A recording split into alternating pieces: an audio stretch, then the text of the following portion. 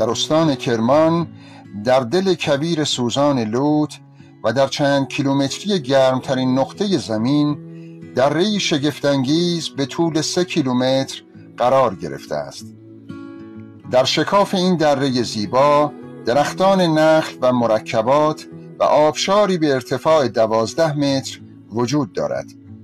در زیر این آبشار حوضچه طبیعی بزرگ و عمیقی به مساحت 600 متر مربع به وجود آمده که آب آن شیرین و زلال است.